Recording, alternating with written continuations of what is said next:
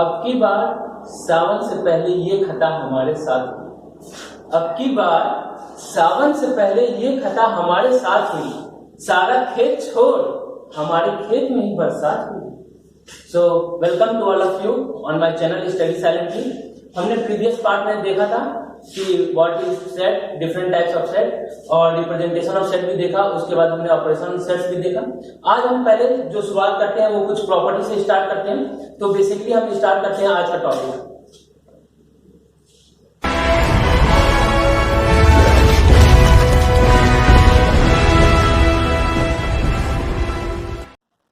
आज का वीडियो हम स्टार्ट करते हैं। हमने कल पढ़ा था ऑपरेशन ऑन सेट्स, मतलब यूनियन पढ़ा था, इंटरसेक्शन पढ़ा था, डिफरेंस पढ़ा था।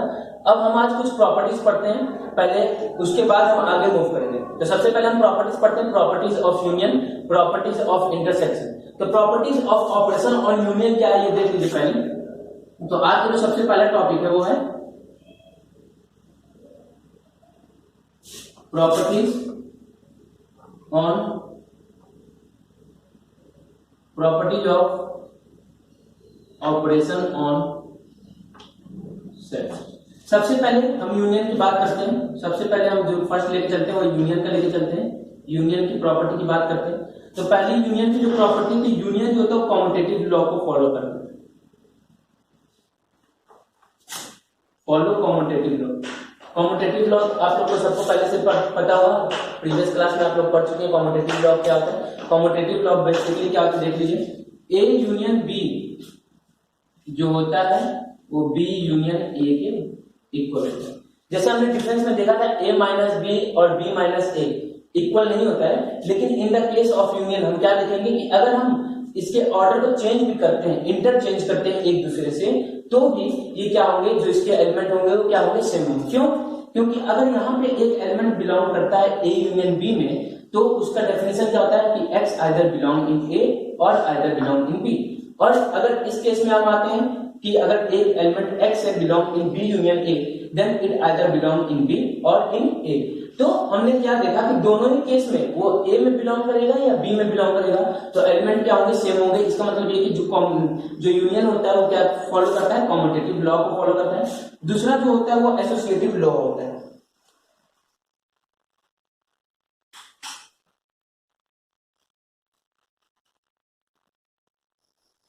दूसरा जो है वो क्या है, एसोसिएटिव लॉ।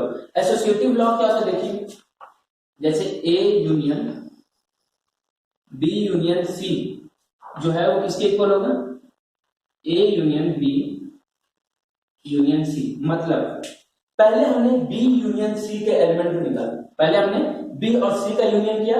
इसके बाद जो एलिमेंट यहां से मिले हमको, यहां से जो एलिमेंट मिलते हैं उनका हम यूनियन लेते हैं किसके साथ, ए के साथ, एक केस में। दूसरे केस में हमने क्या किया, ए और बी का यूनियन निकाला।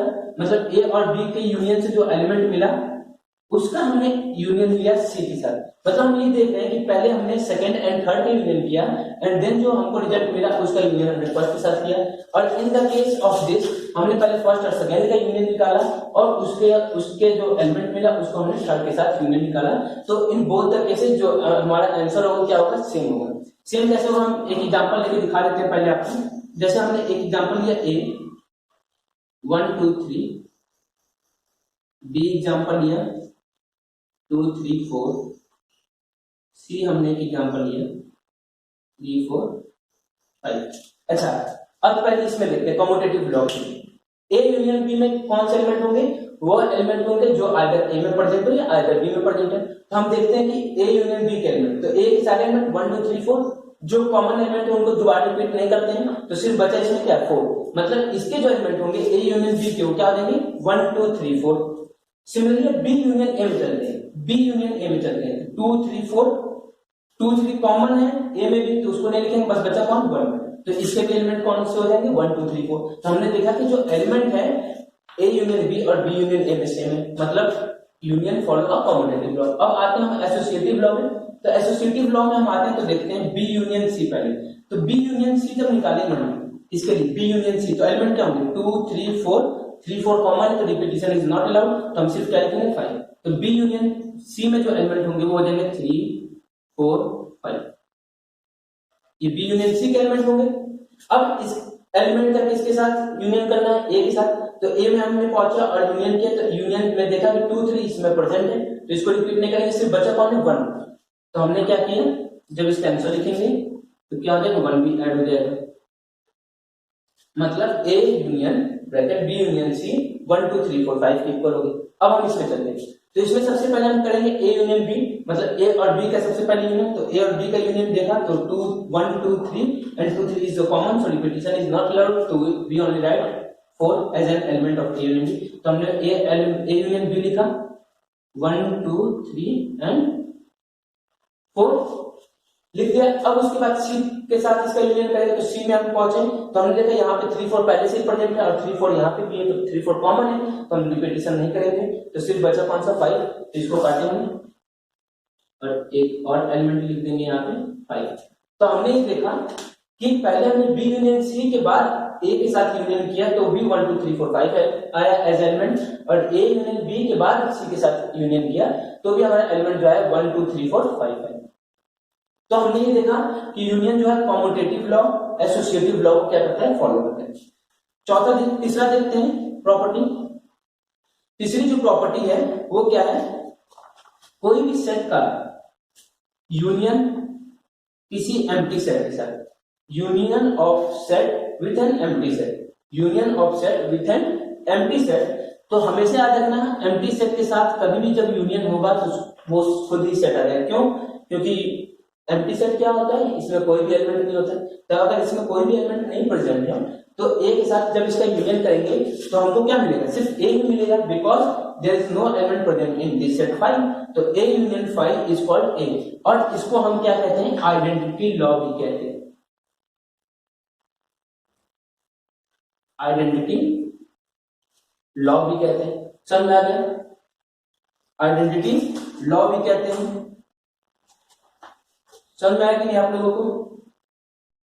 तो हमने अभी पढ़ लिया आइडेंटिटी लॉ, ए यूनियन 5 के साथ, मतलब 5 कोई अगर सेट है उसके साथ अगर ए का यूनियन करते हैं तो ए आता है। अब जो नेक्स्ट है हम पढ़ते हैं ए यूनियन ए, मतलब एक सेट का यूनियन खुद के साथ अगर करते हैं, किसी भी सेट का यूनियन खुद के साथ करते हैं तो हमको पता है यूनियन मतलब क्या होता है, वो एलिमेंट जो आइदर ए में प्रेजेंट हो या दूसरे सेट में प्रेजेंट हो। तो यहाँ पे दोनों सेट सेम है, तो दोनों सेट सेम है तो एलिमेंट सेम होंगे, एलिमेंट सेम होंगे तो दो बार तो रिपीट करेंगे नहीं, कितने बार रिपीट करेंगे, कितने बार लिखेंगे, सिर्फ एक ही बार। तो ए यूनियन ए भी क्या हो जाएगा, ए के बराबर। इस लॉ को हम कहते हैं आइडेम्पोटेंट लॉ, आइडेम्पोटेंट लॉ के नाम से इसको जाना जाता है। जो लास्ट है इसकी प्रॉपर्टी वो है ए यूनियन ऑफ यू। ये यू किसको रिप्रेजेंट करता है, ये यू जो है यूनिवर्सल सेट को रिप्रेजेंट करता है। मैंने बता चुका है यूनिवर्सल सेट के बारे में आप लोगों को प्रीवियस क्लास में। तो A union of universal set, तो अगर किसी भी सेट का यूनिवर्सल सेट के साथ हम यूनियन करते हैं तो हम कौन सा एलिमेंट लिखेंगे, वो सारे एलिमेंट जो ए में प्रेजेंट हो या यू में प्रेजेंट हो। तो अच्छा ये यूनिवर्सल सेट है, universal set contain all the set, तो ये जो यूनिवर्सल सेट है वो must be contain a also. तो ए के सारे एलिमेंट यू के अंदर प्रेजेंट होंगे, इस यूनिवर्सल सेट के अंदर प्रेजेंट होंगे, तो A union universal set universal के बराबर हो जाता है। समझ में। तो ये बेसिक 5 प्रॉपर्टी है किसकी, यूनियंस की। पहला जो प्रॉपर्टी थी वो क्या थी, commutative law, A union B is equal to B union A. Associative law, A union B union C जो है A union B then union C के इक्वल होगा, that is called associative law. Third one is the identity law, A union 5 जो होता है ए के बराबर होता है, और ये जो 5 है इसको हम आइडेंटिटी एलिमेंट भी कहते हैं, इसको हम आइडेंटिटी एलिमेंट भी कहते हैं। अब ए यूनियन ए के बराबर होगा और A union this universal set के बराबर होगा। सो ये बेसिक यूनियंस की प्रॉपर्टी थी। अब इसी में मैं थोड़ा सा चेंज करता हूं और इंटरसेक्शन कोशिश करता हूं कि यहीं से समझाऊं। क्यों कोशिश कर रहा हूं, क्योंकि हम क्या करेंगे, एक चीज को दूसरे से रिलेट कर देंगे जिससे कि हमारे माइंड को ज्यादा फोकस, मतलब ज्यादा मेहनत ना करना पड़े और आसानी से हम क्या कर सके, चीजों को रिलेट करके पढ़े, जिससे कि कम समय में हम ज्यादा नॉलेज ले सके। तो अब इस यूनियन की जगह पे यह हमने हटाया और यहां इंटरसेक्शन लगा दिया, हटाया और इंटरसेक्शन लगा दिया, और इसको भी हटा दीजिए। इसको हम लिख देते हैं इंटरसेक्शन।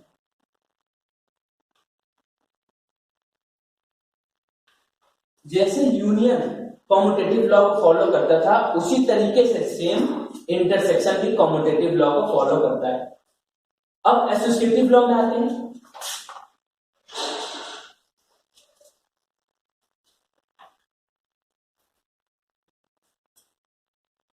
एसोसिएटिव लॉ में क्या करना है, जहां जहां यू था वहां वहां इंटरसेक्शन का साइन लगा देना। मतलब जैसे कॉम्यूटेटिव लॉ यूनियन फॉलो करता था, सेम इंटरसेक्शन भी कॉम्यूटेटिव लॉ को फॉलो करता है। जैसे यूनियन एसोसिएटिव लॉ को फॉलो करता था, इंटरसेक्शन भी उसी तरीके से एसोसिएटिव लॉ को फॉलो करता है। लेकिन जैसे ही हम नीचे के केस में आते हैं, इधर के केस में टोटली डिफरेंट हो जाता है। टोटली डिफरेंट हो जाता है। डिफरेंट देखिए कैसे होगा।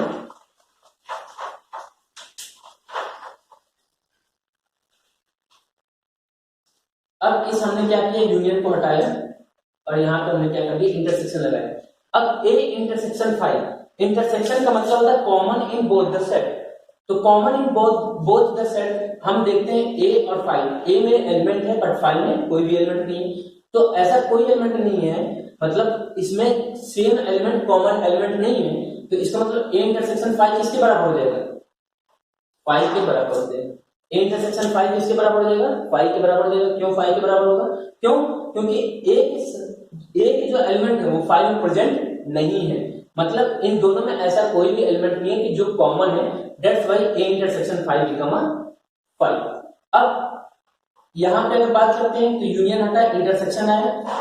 सिंपल सी बात है, जो एलिमेंट ए में प्रेजेंट है वो इस सेट में प्रेजेंट होगा। मतलब दोनों सेट में जो एलिमेंट है सेम है, कॉमन है और दोनों सेट सेम है तो ए के बराबर है। मतलब A intersection A equal to A. अब अगर हम इसके केस में आते हैं, यूनिवर्सल सेट के केस में आते हैं, तो हमको पता है, हमको क्या पता है कि अगर हम ए इंटरसेक्शन यूनिवर्सल सेट करते हैं तो इंटरसेक्शन मतलब होता है कॉमन इन बोथ। अब universal set contain a, universal set में ए के एलिमेंट होंगे, लेकिन ए में वो सारे एलिमेंट नहीं, कुछ ऐसे भी एलिमेंट होंगे जो नहीं होंगे जो कि यूनिवर्सल सेट में प्रेजेंट है। इसका मतलब ये है कि हम सिर्फ उन्हीं एलिमेंट को लिख सकते हैं जो कि ए में भी हो और यूनिवर्सल सेट में भी हो। तो सिंपल सी बात ये है कि जो दोनों में कॉमन हो, और दोनों में कॉमन क्या होगा, ए होगा। क्यों, क्योंकि smaller contain in bigger, bigger is not contain in smaller. तो smaller in the case of किसमें, इंटरसेक्शन के केस में, और यूनियन के केस में हम किसमें जाएंगे, बिगर के केस में। तो A intersection union, A intersection this universal set is equal to A. मतलब किसी भी सेट का अगर हम इंटरसेक्शन करेंगे यूनिवर्सल सेट के साथ, किसी भी सेट का इंटरसेक्शन करेंगे यूनिवर्सल सेट के साथ, तो हमको वही सेट मिलेगा एज अ रिजल्ट। समझ में आया कि नहीं, कंफर्म हो गया। चलिए प्रॉपर्टीज में बची है इंटरसेक्शन के केस में डिस्ट्रीब्यूटिव प्रॉपर्टी। डिस्ट्रीब्यूटिव प्रॉपर्टी जैसे A intersection B union C की अगर हम बात करते हैं, A intersection B union C की बात करते हैं, तो ये किसके बराबर होता है, A intersection B union A intersection C.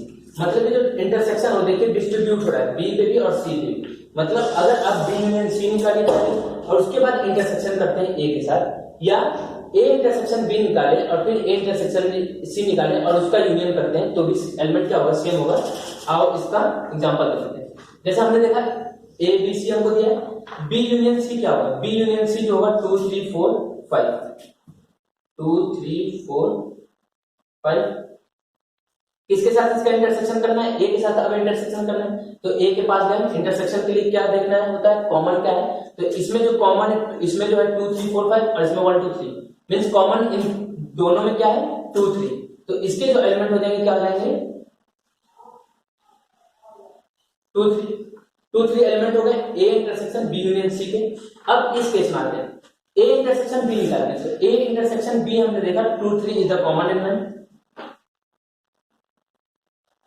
Okay, A intersection C में चलते हैं। तो A intersection C, A intersection C में देखा कि सिर्फ 3 क्या है, कॉमन एलिमेंट है।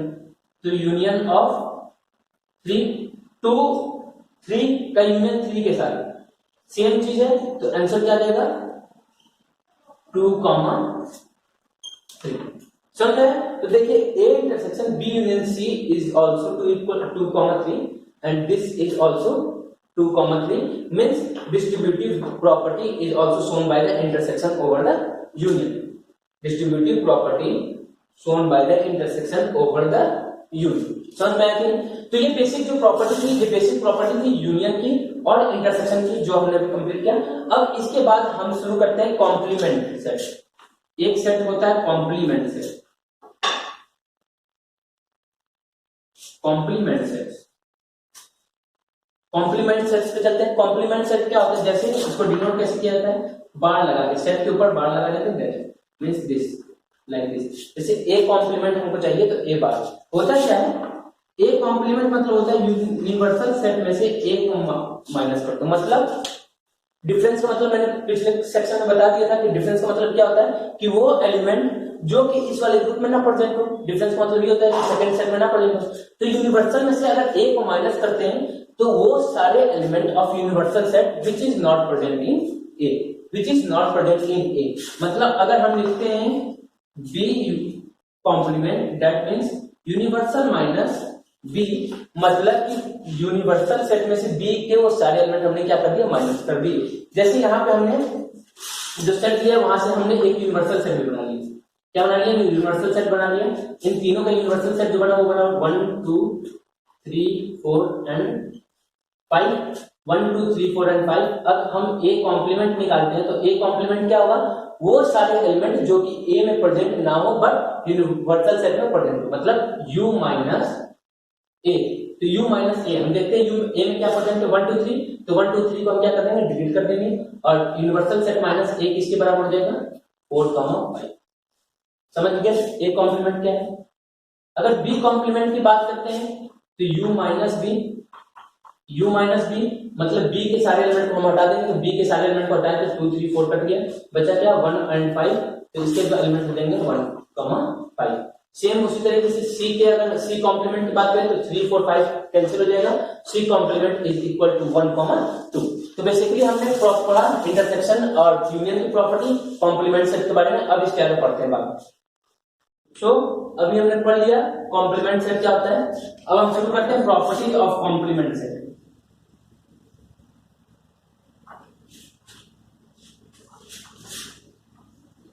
प्रॉपर्टीज ऑफ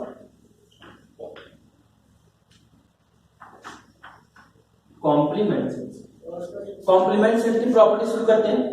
तो अगर सबसे पहली जो प्रॉपर्टी है, अगर हम किसी भी सेट का यूनियन लेते हैं उसके कॉम्प्लीमेंट के साथ, किसी सेट का यूनियन लेते हैं उसी के कॉम्प्लीमेंट के साथ, तो हमेशा याद रखिएगा हमको यूनिवर्सल सेट मिलेगा, हमको यूनिवर्सल सेट मिलेगा। सेकंड प्रॉपर्टी, अगर किसी भी सेट का इंटरसेक्शन लेते हैं उसके कॉम्प्लीमेंट के साथ, तो हमेशा हमको एम्प्टी सेट मिलेगा 5। ऐसा क्यों? A contain those element which is not present in A complement और A complement contain those element which is not present in ए।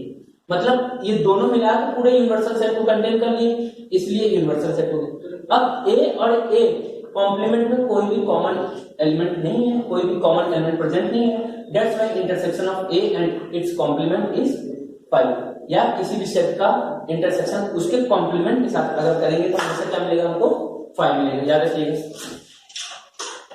तीसरा याद रखिए, अगर किसी 5 का हम कॉम्प्लीमेंट करते हैं, किसी 5 का कॉम्प्लीमेंट करते हैं तो हमेशा हमको यूनिवर्सल सेट मिलेगा, हमेशा हमको यूनिवर्सल सेट मिलेगा।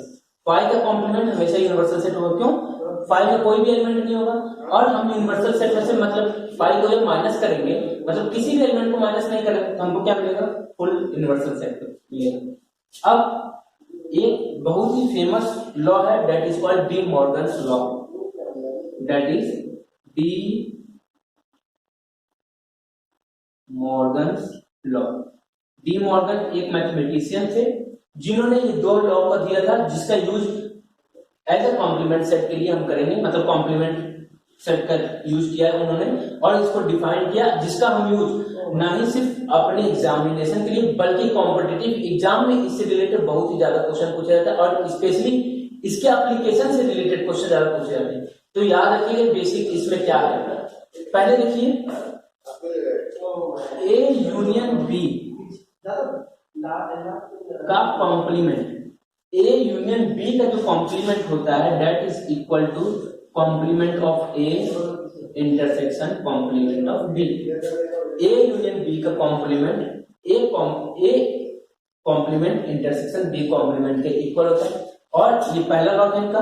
दूसरा लॉ इन्होंने क्या होता है कि अगर हम ए इंटरसेक्शन बी का कॉम्प्लीमेंट करते हैं, ए इंटरसेक्शन बी का कॉम्प्लीमेंट करते हैं तो that is equal to A complement union B complement.